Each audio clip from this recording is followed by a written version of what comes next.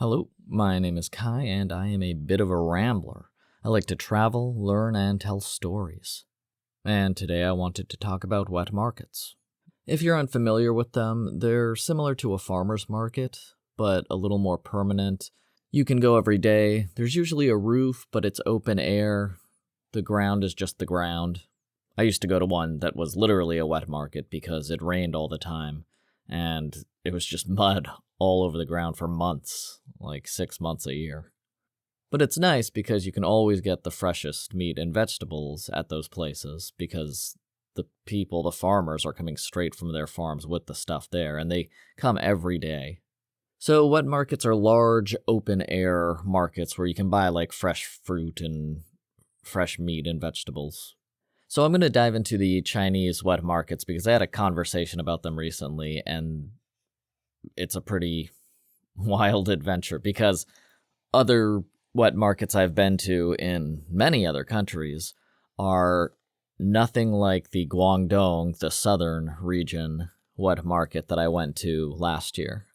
And I went to wet markets in most of China for the whole time I was there, for years.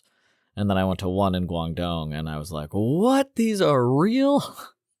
So I like wet markets a lot. I usually did all of my shopping when I was living in Beijing and Chengdu. And Beijing is in the northeast of China, and then Chengdu is in just about the geographical center east of China.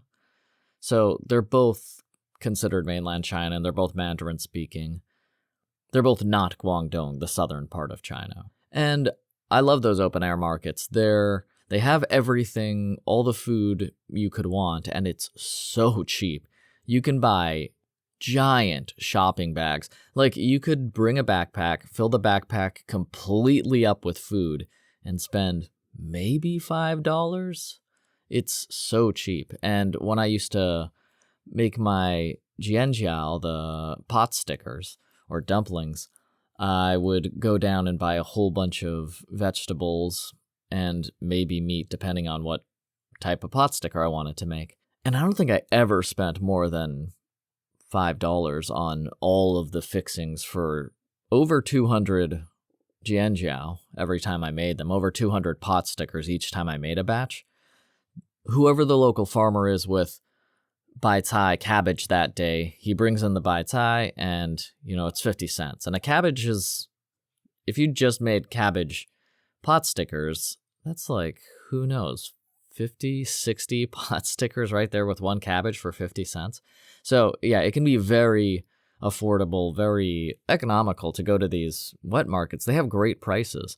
And like I said, the produce is usually fresh. A lot fresher and cheaper than you'll get in dry markets and regular supermarkets that we're used to in the Western world. Also, it's really fun because while a lot of this stuff is permanent, every wet market is different. There's not like, there has to be a guy selling sewing stuff and there has to be a guy selling poster board or whatever. There are some dry goods around, but you just have to stop in at every wet market and see what that place provides. Like, my favorite food in China is the beer fried roast duck, the pijio kao ya, and pretty common enough to find in Beijing. I can find it because I know what I'm looking for, but pretty rare in Chengdu and other parts of China. So when I moved down to Chengdu, I had to... Sorry, I keep pronouncing it wrong. It keeps throwing me off. Chengdu.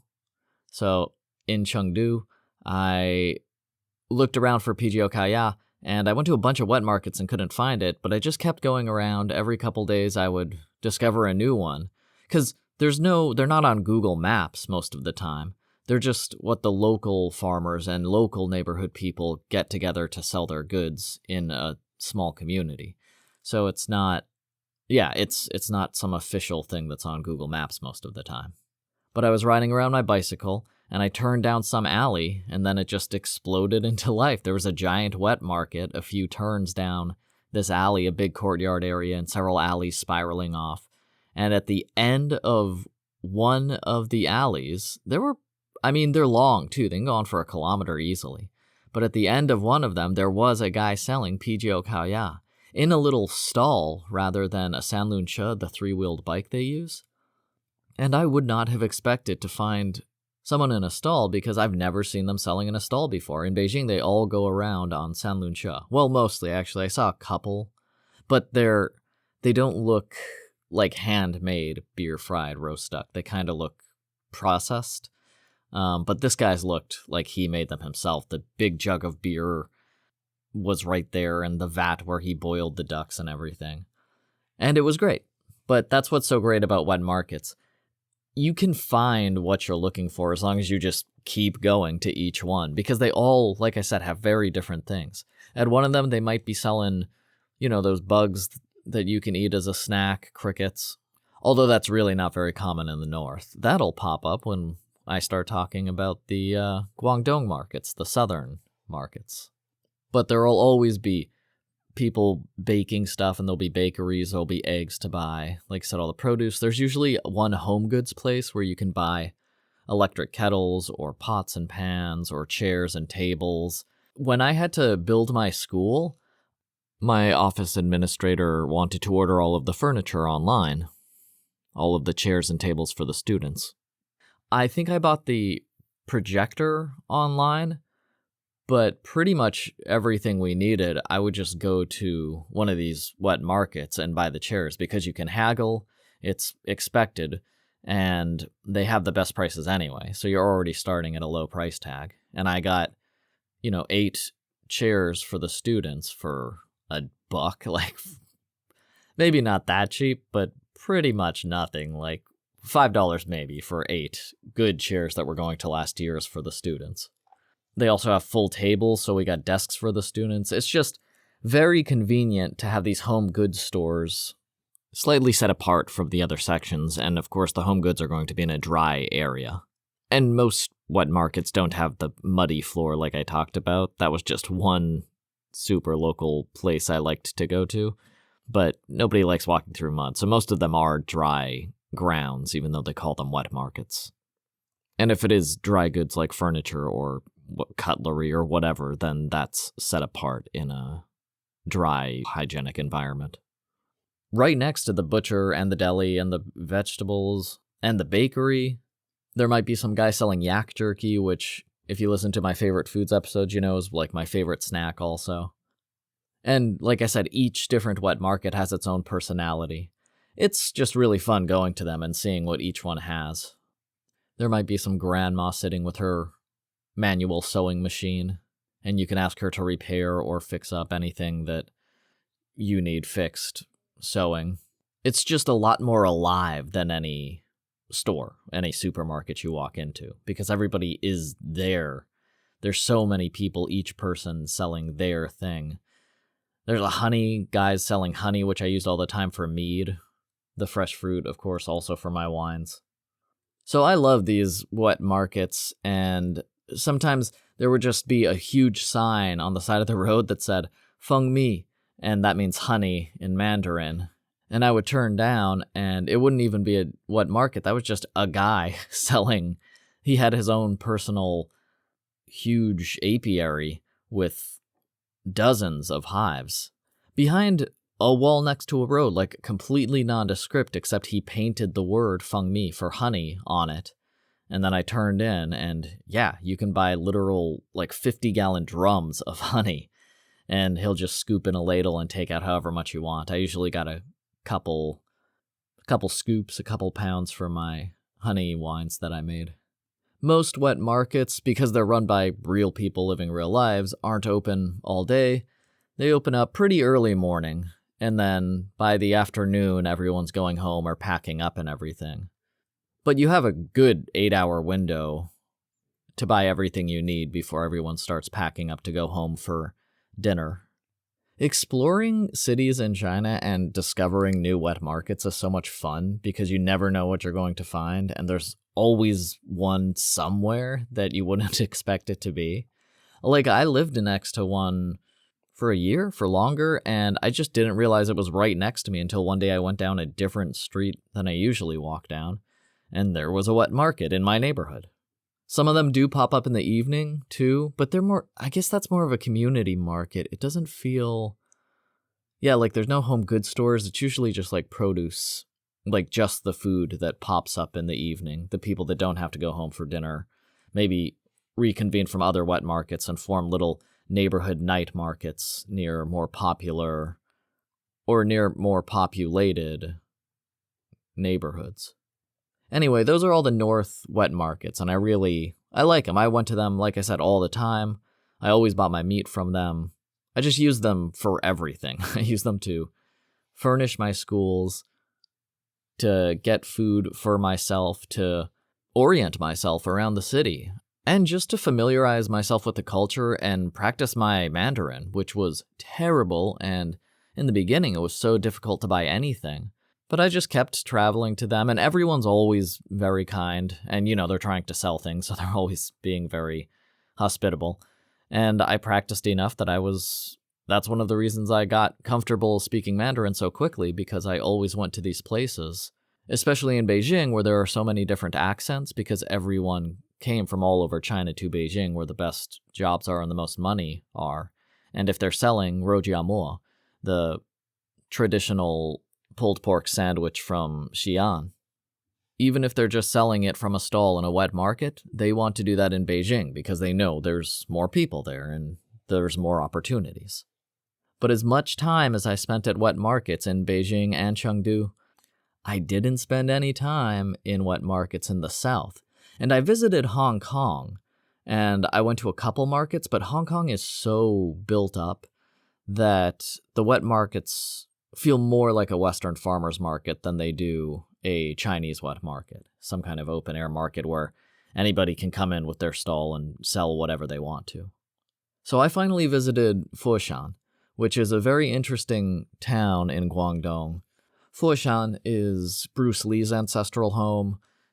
It's where Yongchun Wing Chun comes from, which is one of the only practical Chinese martial arts. Like, you could use it in the real world, according to some martial arts judge book list I read once. As far as I understand, Wing Chun is one of the very few practical Chinese martial arts. But yeah, so it's pretty famous since Li Xiaolong, Bruce Lee, is from there. And I stayed in the place he was from, Shunde. And one day, a friend asked me to go with them to a market, and I like wet markets, and they were like, this one's big, though. This one has everything. And I was like, okay, let's go. And I drove my motor scooter with them, and when we got there, I was blown away just by the sheer size of it. The magnitude of this wet market bowled me over. And they were still setting up, so I didn't realize that they weren't finished setting up. When I got there, blocks, like easily a half-kilometer radius, like a full 1 kilometer long market in a whole circle, it had just taken over an entire neighborhood. This wet market, and it's famous in the town I was in because it's so huge, and that's where everybody goes to sell their stuff. But I was already blown away, and over the 2 hours, maybe 90 minutes, 2 hours that I was there, it just kept getting bigger and bigger until by the time I left, if it was less than 3 kilometers diameter, just a circle of a wet market, I would be surprised because it was huge. Like, I walked down one street, like the main street, even though there were streets going in every direction. The main street I walked down, I probably spent 45 minutes walking down, and I didn't quite get to the end. People selling towels and, like I said, home goods, breakfast foods, lunch foods, every sort of Chinese snack there are, every candy. There was jerky for me to buy. I tried some of that. It's kilometers of shops and tradespeople and craftspeople. It was crazy how huge this wet market was. It was by far the largest wet market I've ever been to, and probably the largest one I'll ever go to. I don't even know if China has one larger than that. I'm sure there technically must be somewhere, but this was enormous. So that main street is for regular eating food, like ready-made prepared food, like the rojiamo I mentioned. You could get a sandwich, or you could get the jianbing, that folded egg omelet with vegetables and spices inside that is like my favorite breakfast food ever. It's all like the simple stuff. There's balloons for the kids and toys and, yeah, like I said, towels. I bought a towel there. That's why that's coming to mind. Lots of clothes racks are on that main street. It's kind of the dry market prepared section of the huge wet market, open air market. So there's this more dry section, and then there's the wet market section with all of the food and animals. And that also is gobsmacking. So they have everything. Everything. And there's a saying in China, and it's roughly, in the north, they eat pork, beef, and chicken, and in the south, they eat everything. And I had heard that in various forms over the years from my Chinese friends, that, oh, if you go to the south, you'll have to eat bugs. And they sell crickets in some northern wet markets, and they sell crickets in lots of Thai markets, so that wasn't particularly shocking. So when I heard them saying, oh, southern people eat everything, they sell everything in their wet markets, I was like, yeah, okay. Because there are a lot of cultural sayings that people have about different provinces in China, that Chinese people specifically have about different provinces, and they aren't really relevant a lot of the time or necessarily true all the time. They're just good ways to think about those places or easy ways to organize them in the Chinese cultural psyche. So when I heard, oh, they have so much food, I figured, like, you can get frog in the north of China, but maybe it's more popular in the south. And then I showed up to the wet market portion where they were selling all of the animals for whatever you want for them. Do you want a pet or do you want to eat them? That's up to you. And I was blown away. As in, oh, they do eat everything, and they do have everything in Guangdong, in the south of China. So they had beef, chicken, pork, and it was a little different because they did have full pigs skewered, like right there in the market, and you could cut off what you wanted and order as much as you wanted in the different cuts and the different cooking techniques. They would make it all there for you. You could get chicharron if you wanted, which I don't even know what the Chinese call chicharron because I don't really like chicharron very much. Chicharron is fried pork skin. Very popular in a lot of countries. Not as big in China, but it was there because that market had everything. And when you've got a whole pig on a skewer, you got to figure out what to do with every part of its body. And I was like, oh, wow, yeah, look, they really do have everything. And then I kept walking, and I saw way more. Okay, and a quick insert here. Before I go on and I tell you about all of the foods you didn't realize were foods that were sold at this wet market, you have to understand the history of China, just very broad strokes. There was a great famine, and tens of millions of people died under Mao Zedong, not the least reason because he centralized all food to Beijing, which is at the extreme northeast of China, of the country. And all the food was trucked away. Whatever grain you grew was trucked away to Beijing, and Beijing would decide how much of the rice you grew you got back. And sometimes he would decide you didn't get any back. So if you had a town of 10,000 people, all growing rice, you could send away your yearly annual harvest, and Beijing wouldn't send any back. And if you kept any behind for your own that wasn't allowed or authorized, you could be executed. So people didn't really keep things back. They didn't just give them that. Sometimes they would give them the iron farm equipment they used because Beijing needed iron to build machines to join the industrial age under Mao Zedong. So the southern part of the country gave everything, and I mean everything, to the north.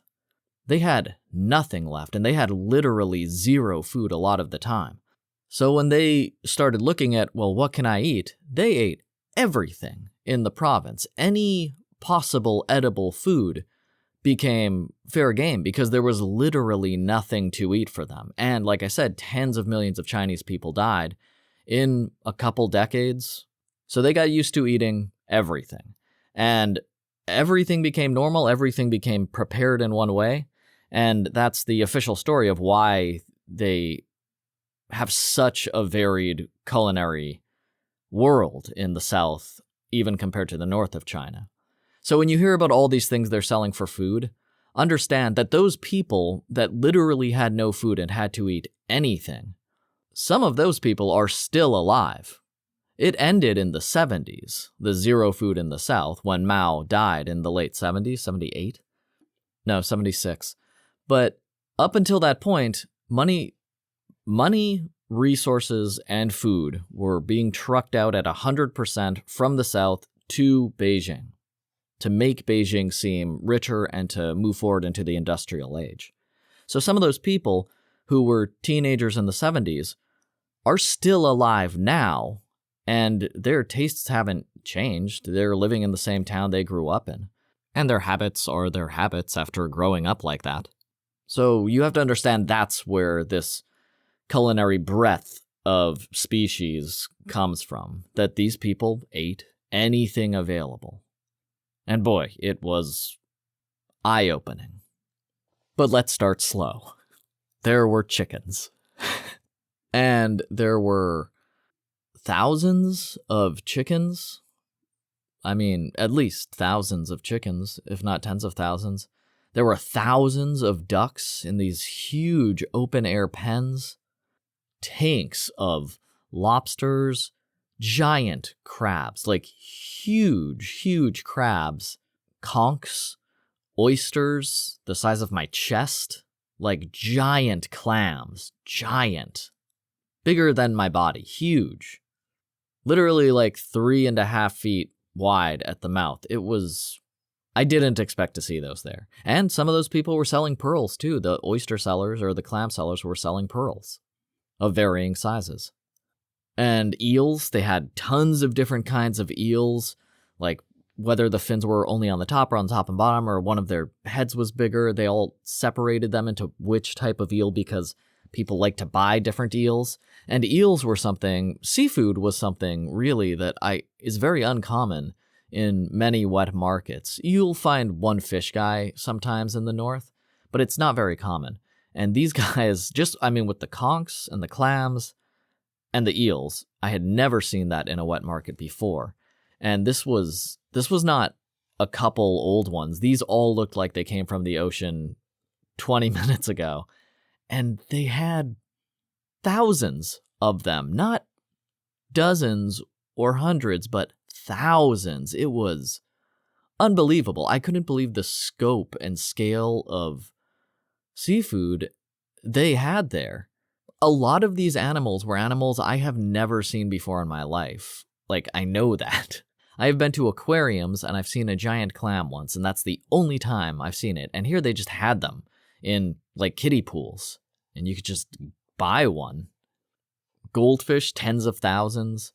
Like I said, the lobsters, crab, everything. They had everything. Every type of seafood I know of. There were sharks. Yes, there were sharks.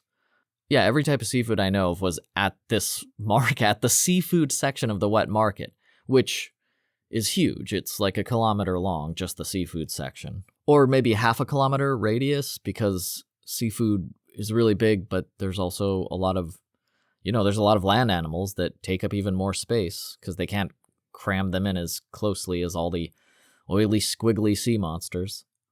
1 billion squid. I was trying to think of thousands or tens of thousands. There were 1 billion squid. There were so many squid. It was crazy. There were octopi. What are other sea animals? I can't even think, but there are. They were there. They were there being sold for consumption or just to own in your giant aquarium at home if you wanted to. But when people talked about, Cantonese people eat everything, and I asked people like, can I take this home and cook it? And every single person was like, yes, no matter what I asked about. And the craziest thing I asked about was a giant salamander. And I don't know if you've ever seen one of these before. They're all over Asia. Not all over, but they're in Asia. Pretty widespread across Asia. They're literally giant salamanders. They can grow 6 feet in length, like 2 meters pretty easily. And they had giant salamanders being sold as food at this place that I was at. There was just a giant salamander. He was probably 3.5 to 4 feet long, 1.5 meters almost. But that's still a pretty big animal, just curled up in a kiddie pool. And then there were a whole bunch of smaller ones, maybe a little under a meter, like 7 or 8 of those in another kiddie pool. And they were just waiting for someone to buy them and take them home and cut them up and eat them up. And it was so bizarre to see them because I've only seen those in Studio Ghibli movies. They're like axolotl level cute creatures, even though they're huge. They're 2 meters long when they grow up. So it was jarring to see this giant animal sitting that I've never seen before in real life right in front of me, and a whole bunch of his little brothers in the kiddie pool next to him. And if you're wondering about the legality of any of this, some of these things were not listed as legal for sure, but it's China. They have different animal laws that whatever is up with the legality of which animals you can sell at a Chinese wet market, that has been figured out by the proprietors of the wet market and the cops a long time ago. That is settled history, and anything at this market you can buy, which includes the puppies, dogs, kittens, cats. And I made sure to check, like, oh, are these for food? And the guy's like, food or pets, whatever, man. In Mandarin, of course. My Cantonese is terrible, like I know basically nothing. But a few of the people could speak Mandarin, and I could speak numbers in Cantonese, so I muddled through, but whenever I found someone who could speak Mandarin, I'd ask them, is this for eating? Pointing to like a gaggle of puppies. And they'd be like, yeah, or pet. Do you want to eat it? Because yeah, but if you want a pet, then yes, also. Turtles, more turtle kinds than I have ever seen in my entire life.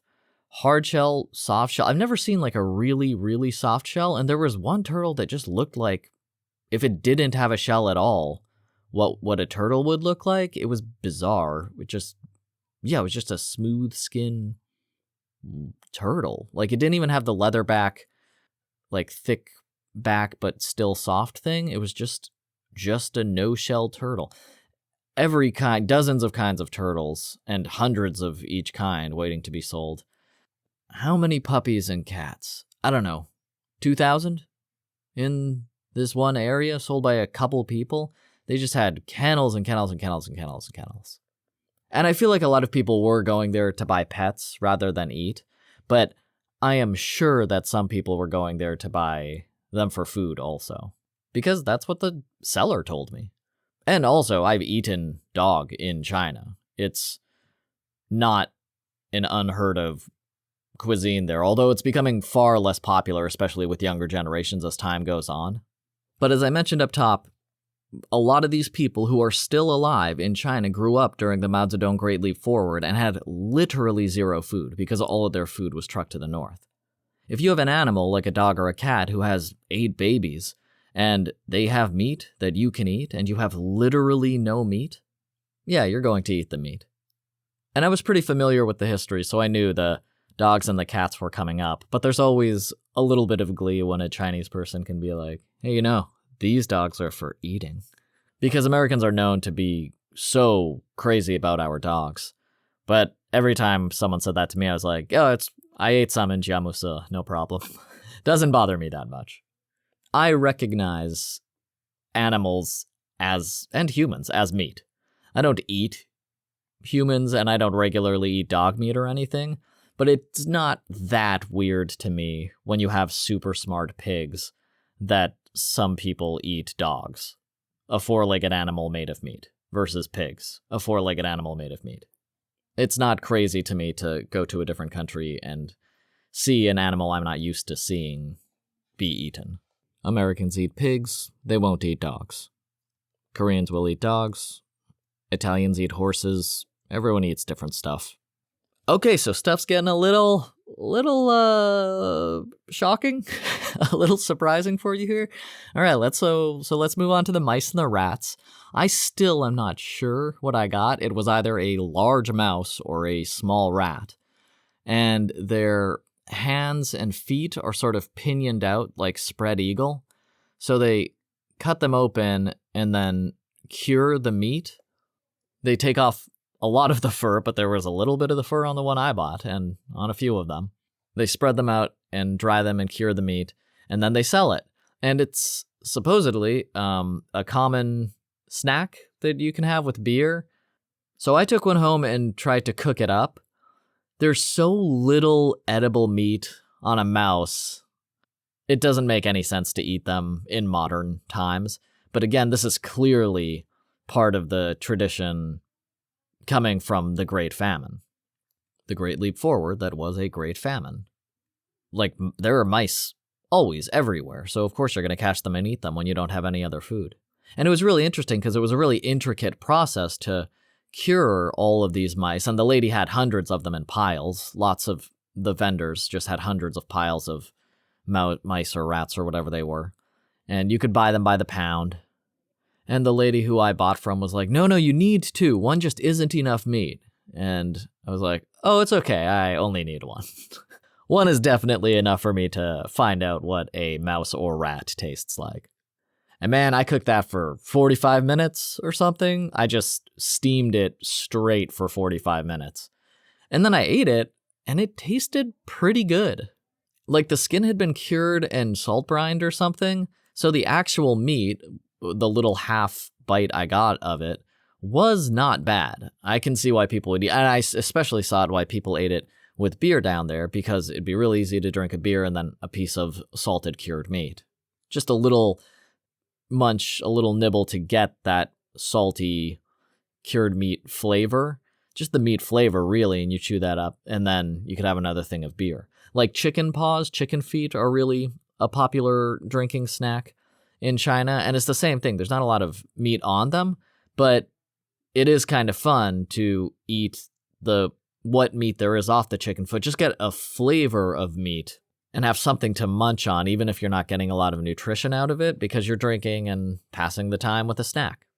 So I understood why you would eat it, but I didn't buy any more mice after that first one.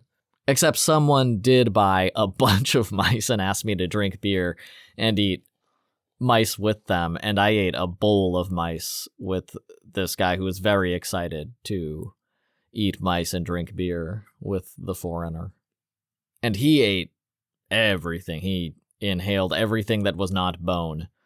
While I generally tried to just get the edible meat off of the mouse corpse.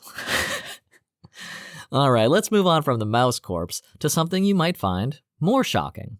Oh, and they did have all the normal meat, like all the normal beef and pork and everything that was already cut up and portioned. They had a huge warehouse with maybe 1,000 different sellers, different butchers just in that house, so you would walk into the abattoir and get whatever food you wanted. Every portioned meat. Okay, but this is the one that surprised me the most. After I went through this warehouse, I was like, wow, have I seen everything? Oh, wait, you know what? I didn't talk about the snakes.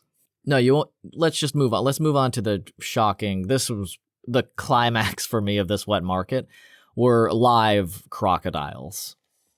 Live, hissing, growling, moving, squirming, walking crocodiles.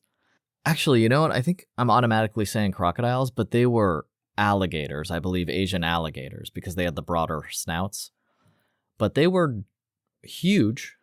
Easily 3 meters long from snout to tail. And I actually like crocodile a lot. Ever since I tried it in Cambodia, I was kind of blown away by the dish that they made it in, which was just larb or some regular meat salad dish that was really good. But the texture of it was great because I love frog, an amphibian, and I guess that's why I like crocodile also. So since I knew they had everything at this market, I was asking around and eventually found the crocodile or alligator seller. And there were a lot of people around there. I feel like half of them were trying to just get a glimpse at the alligator itself. But the other half were definitely screaming out portions, Yijin, Liangjin, Sanjin. And they were just shouting out like how many pounds of the meat they wanted. And there was a half butchered corpse of an alligator just on the counter, and one butcher behind it with a huge butcher's knife. No, those would be cleavers, right? So there's just one guy standing behind a half-butchered corpse of an alligator with a cleaver, and he'd get Liang Jin, and he'd cut off Liang Jin, weigh it, grab the money from that guy, look around, someone else, Ijin, and he'd cut off a slightly smaller portion, weigh it, give it to the guy, get the money, and they just keep shouting at him, and he would just be cutting up this crocodile again and again and again. And you could ask for the tail or certain parts of the body, the ribs, if you wanted. Alligator ribs are so weird. Actually, they were crocodile ribs that I got in Thailand, but I cooked those up. They're super soft. They're like, the crocodile ribs were like glue sticks. Very soft, considering they were rib bones.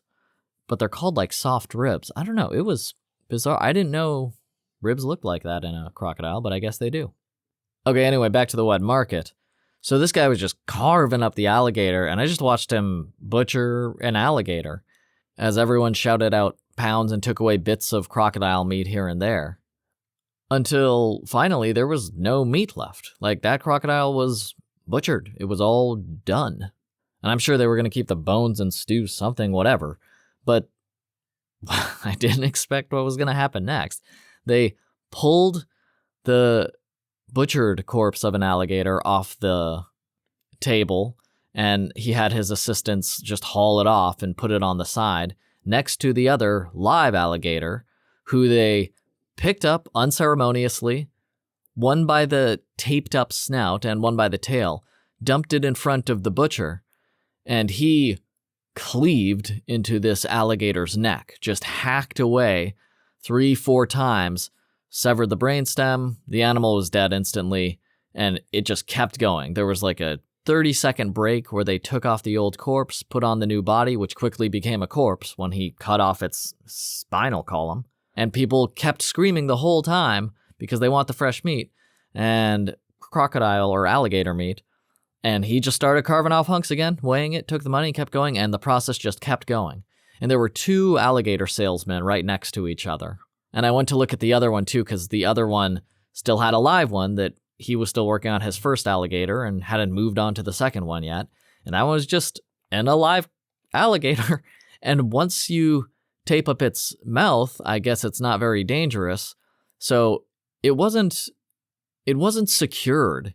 It was behind like a plywood wall that the butcher was standing behind. And that was one butcher, one assistant. And while the butcher's cutting off the pieces and the amounts the people are screaming at him and taking the money, the assistant's doing whatever he says. Maybe he'll get the money from a guy or deliver the meat the butcher just carved up. But also he was wrangling the alligator, who, when I showed up, hiss roared and raised his mouth up, but the snout was all closed up. But the mouth was, like, its head was almost a meter long. And it just up in the air, this huge hiss coming from his chest, and it took a few steps forward, and the butcher didn't even glance back. But the assistant looked back, and when he saw like it was moving forward, he just grabbed it by the tail and yanked it back to where it was waiting to be butchered behind the guy originally. And the butcher didn't even blink. He just kept on this first animal because he had to get to the second, because he had to sell it. I'm sure they don't want to carry it back home. And that was just crazy to see. I probably spent half an hour just watching the 2 alligator stalls. Like, these were huge animals, and they were just working through them like you would work through any other butchered animal. I think I got a pound of alligator from the second guy, the one who still had the live alligator behind him. And I cooked it up, but I cooked it a little too long, so it wasn't the texture I like. It was still really good, and I cooked it with my favorite hot pot base, of course, so it was great. But I just overcooked it a bit. But I can definitely say, after I bought and some alligator, a pound of alligator meat from this guy, that I participated in that wet market. I forgot to mention snakes. They had snakes of every kind I've ever seen. I have no idea how many varieties of those were poisonous. I'm sure some of them were. And they had them either in like open, empty kiddie pools. Actually, they had some in water kiddie pools because sea snakes. But they had hundreds of dry land snakes in each kiddie pool just slithering around each other, and you could order as much as you wanted, and the guy would reach in with a hook or his hand, I saw, and just throw as many as you said, 8 snakes, into a bag. And then he'd hand you a bag with 8 snakes in it. And you would pay him, $5 and you would walk off with your 8 snakes. And I should have got a snake because I've never eaten a snake and I'm still very curious. I feel like maybe the market was so big after I got the alligator, I was like, I guess that's enough because I don't want to walk all the way back to Snake Town. And Snake Town it was. There were a lot of snakes, thousands. And yeah, it was pretty cool to just see him. Sure. And then the snake man would just pick up handfuls of snakes, throw them in a bag, give them to the guy, take the money, and just sit back down in his lawn chair, waiting for the next guy to tell him how many snakes they wanted, of what kind. What else? They did have a bug section. They had a ton of crickets you could buy, like in Thailand or raw. They had, I don't know, all kinds of, way more bugs than they have in Thailand. In Thailand, they have like a few different bugs, and they're either the grubs, the beetles, the large like tree beetles, or grasshoppers. Those are the popular ones in Thailand. And I don't really like the grubs or the big beetles much, although the big beetles just taste like peanut butter, I guess. Like a dry peanut butter. I like the crickets because they're basically just like popcorn. They're crunchy. They're usually fried in oil and salt. Just taste like popcorn mostly. And in China, they had those 3 and another 20 bugs.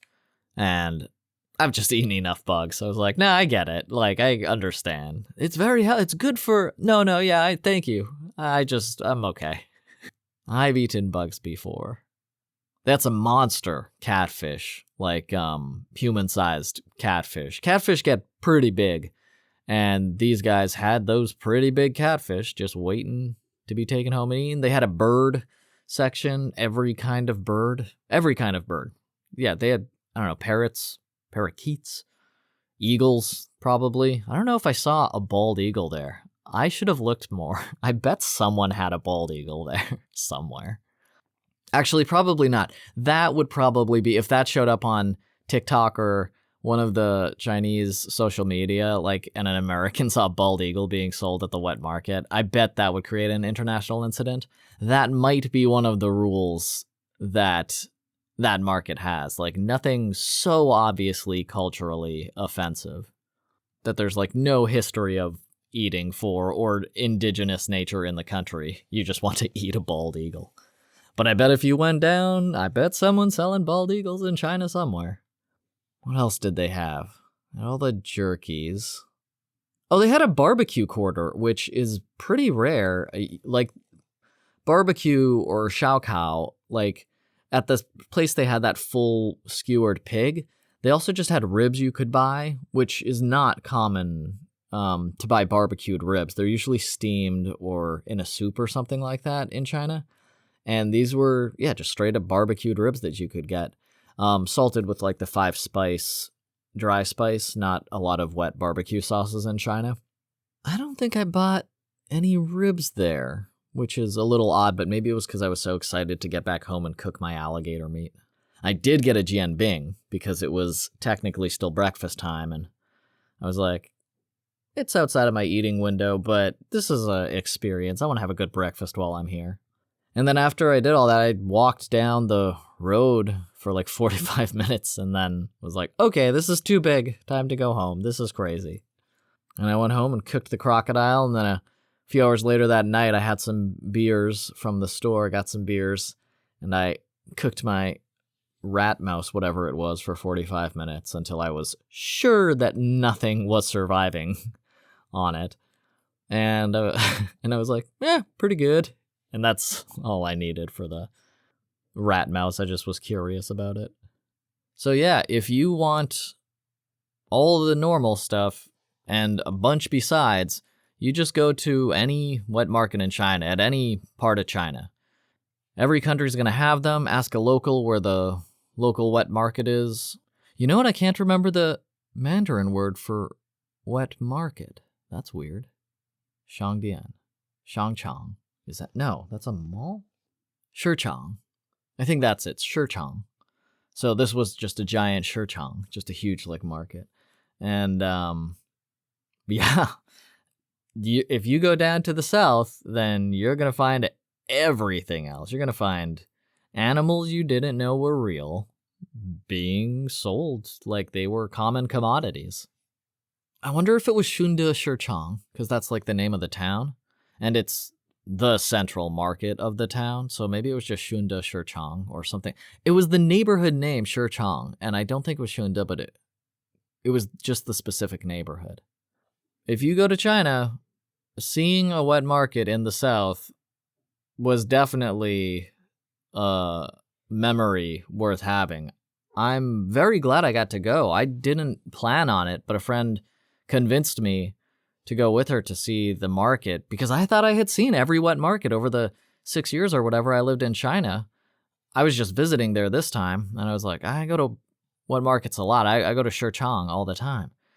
And she convinced me, and my eyes popped out of my head every 2 minutes. Like, it's unbelievable just to remember.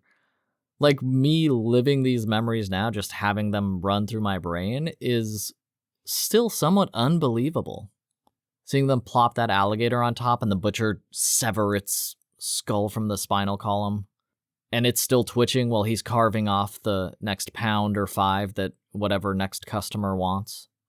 Or the bags of snakes, that was pretty crazy. Oh, they had thousands of frogs, of course. I did buy a few. But the ones I got were too soft. They tasted weird compared to the other ones. And it turns out I just wasn't cooking them long enough. So I feel like at the restaurants, they must cook them once and then cook them again real quick. Because when they fry them up or cook them up for me at the restaurants, it's pretty quick. They only take like 5-10 minutes maybe. And I had to cook mine for a good 45 minutes or something before they got to the consistency of frog meat that I like. Yeah, I recommend going to these markets. It's a fascinating experience. Even if you're just in the north, it's really fun. Like I said, it'll sort of orient you in the town you're in. You'll get a lot of the cultural flavor because that's where all the locals, they find their Shichang close to them because that's where you get all the fresh meat and produce. And they're just fun to figure out what they have and who's selling which snacks because some people make better foods than others and have more interesting trinkets that you can look at. And then if you're in the south, you have to go to one because you can see giant salamanders and, giant clams, lobsters, and alligators all over the place. Buckets of snakes. I'm really glad I went there. I'm really glad I was taken there. Glad I tried a mouse. Glad I got to get some alligator. Thank you very much for listening to this Shichang episode of Bit of a Rambler. You can talk to me at bitofarambler@gmail.com or all the socials. And I'll get some more stories out to you soon.